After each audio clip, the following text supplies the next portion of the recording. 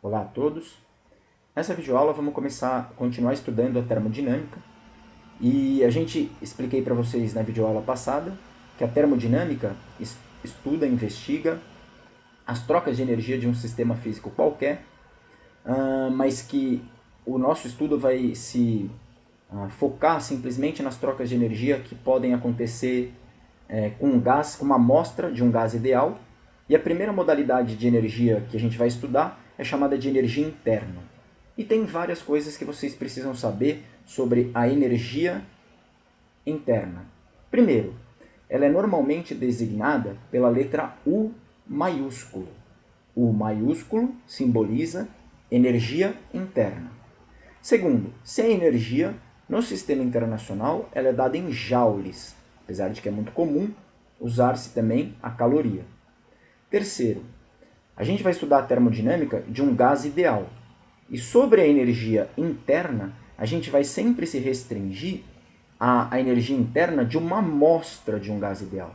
De uma amostra quer dizer, eu tenho um recipiente fechado, aqui um pistão móvel, pode subir ou descer, e aqui dentro eu tenho o meu gás ideal, simbolizado aqui pelas partículas que não param de se movimentar. Pois bem, tudo que a gente vai dizer nessa videoaula serve para energia interna. A gente vai conceituar e vamos aprender a calcular a energia interna de uma amostra. De uma amostra quer dizer, nesse recipiente não pode nem entrar gás e nem sair gás. Tem que ser uma quantidade fixa, uma massa constante. Bom, então vamos lá, vamos continuar. Quem é a energia interna? Primeiro vamos conceituar ela, vamos dizer alguma coisa a respeito dela. Eu tenho aqui de novo o meu recipiente. O meu recipiente aqui é o meu êmbolo. Depois a gente vai ver que esse êmbolo, esse pistão, êmbolo ou pistão, ele pode subir ou descer. E eu também tenho aqui dentro do meu recipiente as partículas que constituem essa amostra de gás ideal, essa quantidade aqui aprisionada de gás ideal. Cada uma dessas bolinhas representa os átomos que constituem essa amostra, ou as moléculas. E vocês se lembram que num gás, as moléculas ou as partículas que constituem esse gás ideal, eles se movimentam aleatoriamente, cada uma para um lado, uma para cá, outra para cima, outra para o lado, outra para baixo, e velozmente. Ora, se cada uma dessas partículas está em movimento, cada uma delas tem energia cinética, certo? Lembra que a energia cinética é a energia relacionada ao movimento. Então, quem é a energia interna, que é a primeira modalidade de energia que a gente precisa estudar e que é representada pela letra U? Ela nada mais é do que a soma da energia cinética de todos os átomos ou partículas que constituem essa amostra de gás ideal. Então, se eu somar a energia cinética do primeiro átomo aqui, com a energia cinética do segundo átomo, com a energia cinética do terceiro átomo e assim por diante, de tal modo a somar a energia cinética de todos os átomos, essa soma recebe o nome de energia interna dessa amostra que está aprisionada dentro desse recipiente.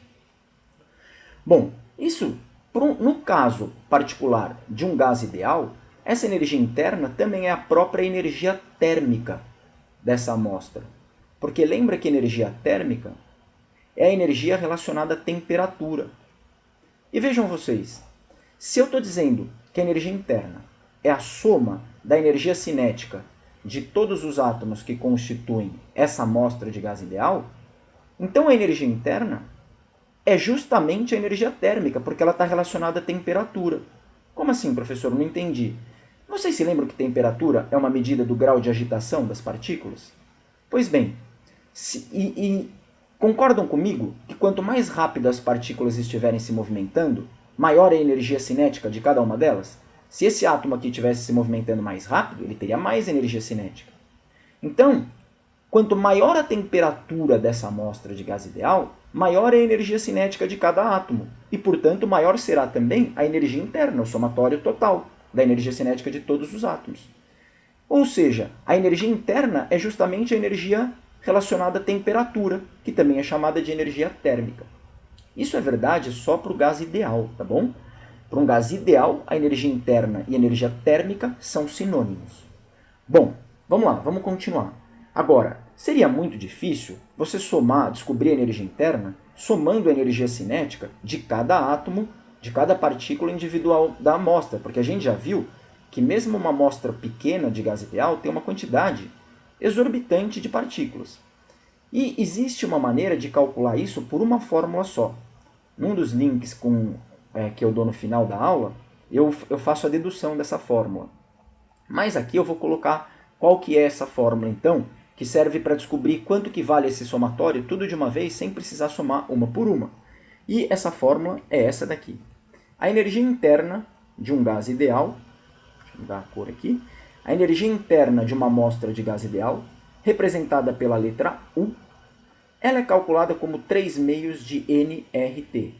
Lembra que N é o número de mols contido nessa amostra, 2 mols, por exemplo, ou 3 mols, sei lá eu.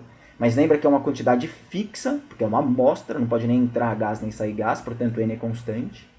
Esse R é a constante universal dos gases perfeitos, que pode valer 0,082 ou 8,31, dependendo das unidades. E esse T é a temperatura, e assim como acontece na equação de Clapeyron, essa temperatura, para você usar essa fórmula, essa temperatura tem que necessariamente ser dada em kelvins. Bom, pois bem, para a termodinâmica, não vai nos interessar, para falar a verdade, o quanto vale a energia interna em si, e sim quanto que vale a variação da energia interna. Isso vai ser muito mais importante em termodinâmica, vocês vão ver mais para frente a razão, o porquê disso, por que importa a variação e não quanto ela vale em si. Mas vamos lá. Bom, se vocês notarem, como a amostra de gás ideal é fixo, é constante, esse N não vai mudar. E esse R não vai mudar porque ele é uma constante universal. Ora, se o N não muda e o R não muda, então nota que para que o U mude, a única maneira da energia interna de um gás ideal mudar é se a temperatura mudar. A energia interna, ela depende só da temperatura. E esse é um ponto muito importante. A gente diz que para um gás ideal, para uma amostra fixa de gás ideal, a energia interna é diretamente proporcional à temperatura. É uma função exclusiva da temperatura. Se a temperatura aumenta, a energia interna aumenta. Se a temperatura diminui, a energia interna também diminui. E depende só da temperatura, porque o NR são fixos. Bom, como eu estava dizendo agora mesmo, o que vai me interessar para termodinâmica não é a energia interna em si, e sim a variação dela. E como a variação dela depende da variação da temperatura, a única maneira da energia interna mudar é se a temperatura mudar. Então imagina que eu estou numa uma amostra de gás ideal, está numa temperatura que a gente vai chamar de TI, e depois ela é aquecida por uma temperatura que eu vou chamar de TF. Quanto que vale a energia interna quando a temperatura é TI? A energia interna vale UI. E como é que eu calculo UI? O I aqui é de inicial, né? O I vai ser 3 meios, como a fórmula acima diz, 3 meios de N vezes R vezes TI, onde TI é a temperatura inicial daquela amostra gasosa. E quanto que vai valer a energia interna quando a amostra de gás ideal estiver uma temperatura TF? Bom, a energia interna será representada então por UF, vai ser calculada como 3 meios de N, R vezes TF. Nota que a única coisa que mudou na fórmula foi a temperatura. Aqui era TI e aqui é TF. O resto é igual. Agora, se a temperatura mudou, a energia mudou também. E, como eu disse, finalmente, o que vai nos interessar é o ΔU. É a variação da energia interna. Lembra que em física é muito comum representar a variação pelo delta. Quem vai ser o ΔU? Ora, o ΔU vai ser o U final menos o U inicial. Se o U final é esse daqui na direita e vale 3 meios de N, R, vezes a temperatura final, menos o U inicial, aqui a fórmula, U final, energia interna final, menos energia interna inicial. A energia interna inicial é essa da esquerda, ó. Vale 3 meios de N, R, vezes TI. Se vocês notarem, o 3 meios de NR é constante, é fixo. Então a gente pode colocar ele em evidência.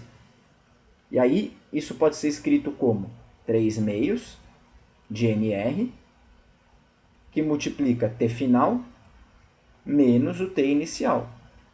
Mas quem é T final menos T inicial? Ora, T final menos T inicial é ΔT.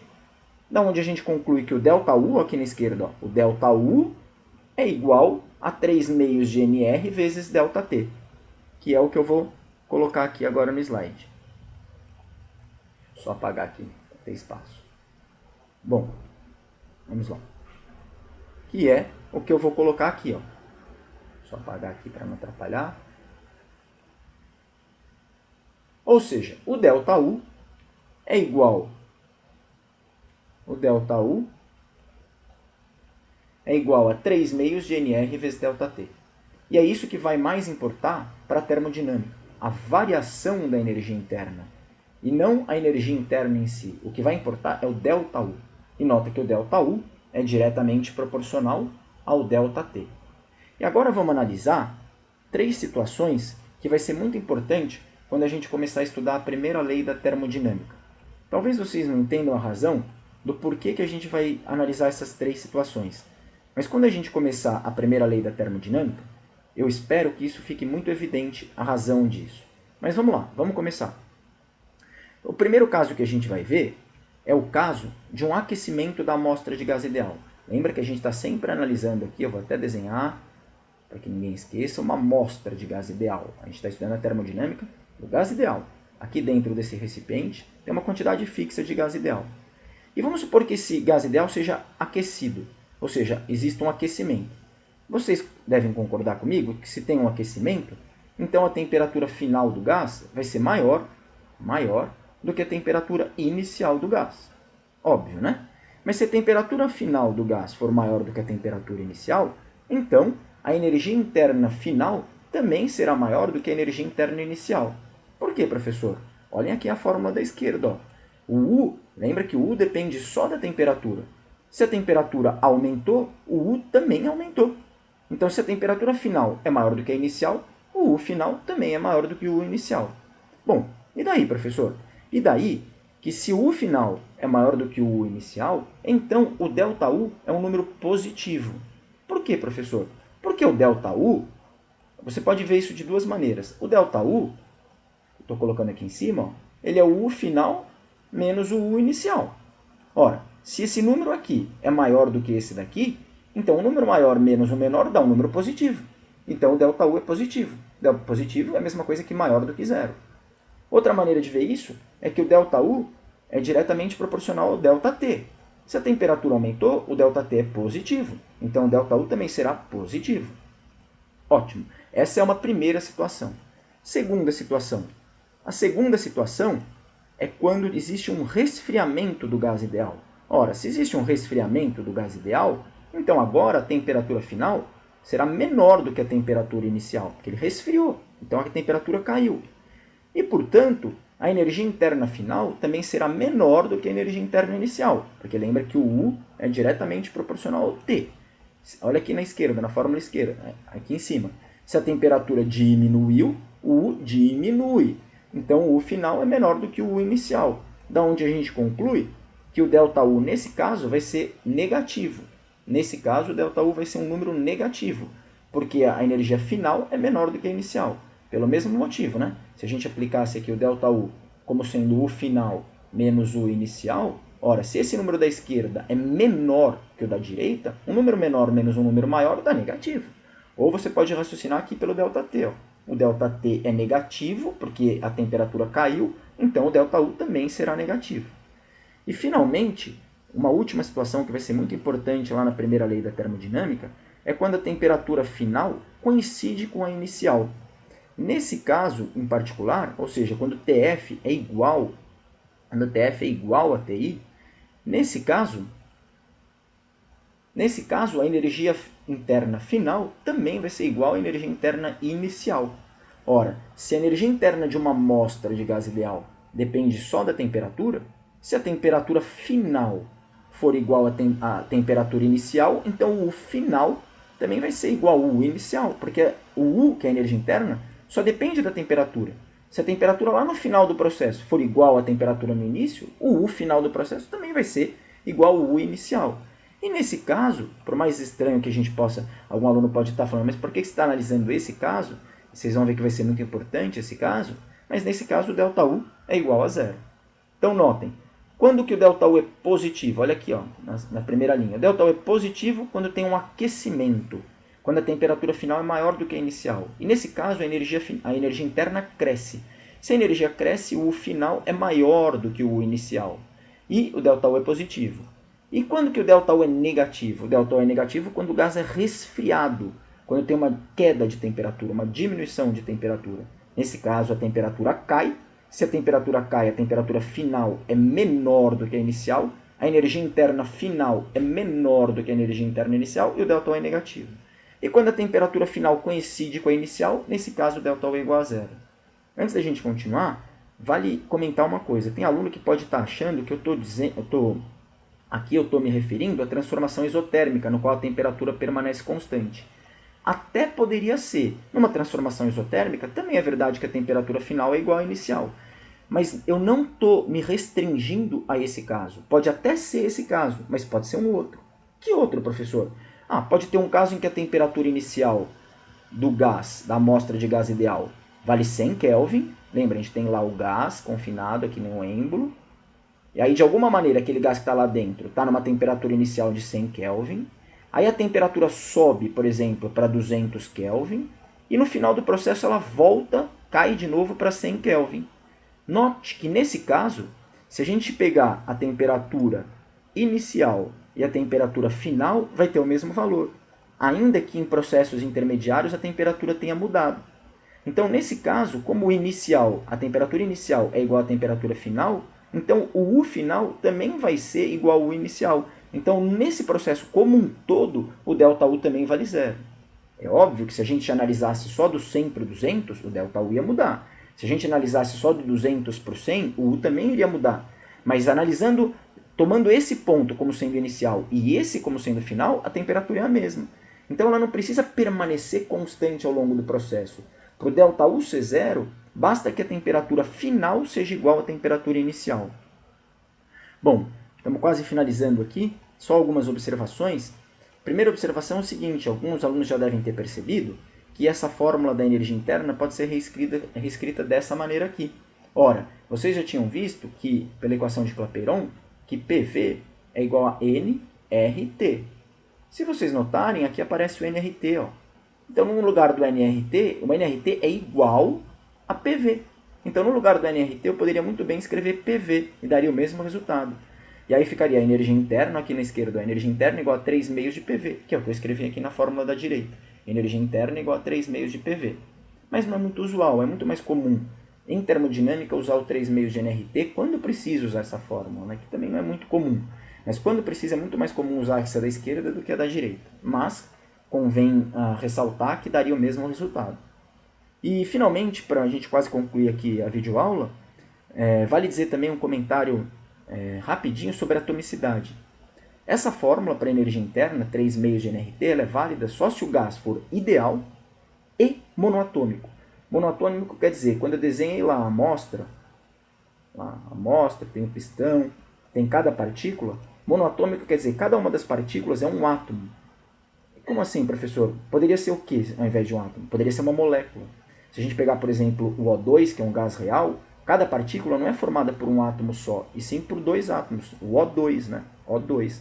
Cada uma, se a gente pegasse um oxigênio, um gás oxigênio, cada uma dessas partículas aqui, ó, atenção aqui, ó, cada uma dessas partículas, se a gente ampliasse, a gente ia ver que, na verdade, ela é formada por dois oxigênios ligados, né? E, portanto, aqui nesse caso, seria um gás diatômico. Mas aí essa fórmula deixaria de valer. Se o gás fosse ideal, mas diatômico, dá para mostrar que o U não seria calculado como 3 meios de nRT, e sim 5 meios de nRT. Mas isso não vai ser importante para o nosso curso não vai chegar nessa profundidade. Foi só a título de curiosidade. Quem quiser, nos links que eu vou mostrar no último slide agora, tem um vídeo só explicando por que é 5 meios de nRT e não 3 meios de nRT no caso da atomicidade C2. Bom, mas finalmente, para concluir a videoaula, tem esses outros vídeos aqui que eu mesmo produzi, estão no canal YouTube, e que aprofunda cada um desses temas que eu abordei ao longo dessa videoaula. Tá bom? Muito obrigado e até a próxima videoaula.